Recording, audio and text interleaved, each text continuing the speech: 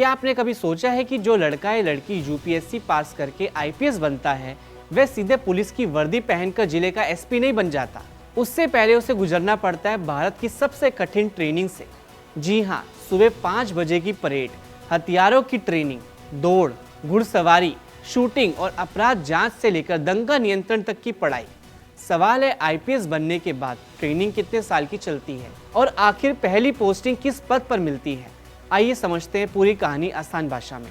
सबसे पहले जानते हैं कि आईपीएस बनने के बाद क्या होता है। जब कोई उम्मीदवार UPSC civil service exam pass करके आईपीएस बनता है तो उसका असली सफर वहीं से शुरू होता है।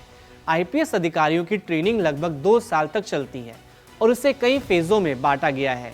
इस ट्रेनिंग का मकसद सिर्फ कानून पढ़ाना नहीं होता, बल्कि उन्हें ऐसा पुलिस अधिकारी बनाना होता है जो कानून व्यवस्था, अपराध जांच और संकट की स्थिति को संभाल सके। इसका पहला फेज आता है मसूरी की ट्रेनिंग, जहां से आईपीएस ट्रेनिंग की शुरुआत होती है, यानी Lal Bahadur Shastri National Academy of Administration. यहाँ लगभग 3 महीने का फाउंडेशन कोर्स होता है। दिलचस्प बात यह है कि यहाँ सिर्फ आईपीएस ही नहीं, बल्कि आईएएस, आईएफएस और दूसरे सिविल सेवा अधिकारी भी साथ में ट्रेनिंग लेते हैं। इस दौरान सिखाया जाता है प्रशासन की बेसिक समझ, संविधान और कानून, नेतृत्व और टीम वर्क, फिजिकल ट्रेनिंग। यही वह जगह है जहां भविष्य के बड़े अफसर एक दूसरे से जुड़ते हैं। इसके बाद असली पुलिस ट्रेनिंग होती है हैदराबाद में, यानी फाउंडेशन कोर्स के बाद आईपीएस अधिकारी पहुंचते हैं सरदार वल्लभ भाई पटेल नेशनल पुलिस एकेडमी। यही भारत की सबसे बड़ी पुलिस ट्रेनिंग अकादमी है। यहाँ लगभग 11 महीने की कठिन ट्रेनिंग होती है। इस दौरान सिखाया जाता है आईपीसी, सीआरपीसी और एविडेंस एक्ट, अपराध जांच की तकनीक, फॉरेंसिक साइंस, साइबर क्राइम और भीड़ नियंत्रण और दंगा नियंत्रण जैसे अहम पहलू। सिर्फ पढ़ाई ही नहीं, बल्कि शारीरिक ट्रेनिंग भी बेहद कठिन होती है। बताते चले कि आईपीएस ट्रेनिंग में सुबह की पीटी और दौड़, हथियार चलाना, घुड़सवारी, तैराकी, कमांडो ट्रेनिंग शामिल होता है। यानी यहाँ एक अधिकारी को मानसिक और शारीरिक दोनों रूप से मजबूत बनाया जाता है। हैदराबाद की ट्रेनिंग के बाद नंबर आता है जिला ट्रेनिंग का। आईपीएस अधिकारी अपने राज्य कैडर में भेजे जाते हैं। इसे डिस्ट्रिक्ट प्रैक्टिकल ट्रेनिंग कहा जाता है। यहाँ लगभग 6 महीने की ट्रेनिंग होती है। इस दौरान अधिकारी असली पुलिस सिस्टम के साथ काम करते हैं, मसलन थाने का काम, अपराध जांच, ट्रैफिक कंट्रोल, कानून व्यवस्था संभालना।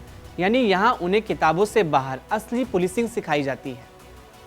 अब बात आती है अंतिम ट्रेनिंग और पहली पोस्टिंग की। डिस्ट्रिक्ट ट्रेनिंग के बाद अधिकारी फिर से हैदराबाद की पुलिस अकादमी में लौटते हैं। ये फेज 2 ट्रेनिंग होती है जो लगभग 1 महीने चलती है। यहाँ उनके अनुभव पर चर्चा होती है और उन्हें बड़े प्रशासनिक फैसले लेने की ट्रेनिंग दी जाती है।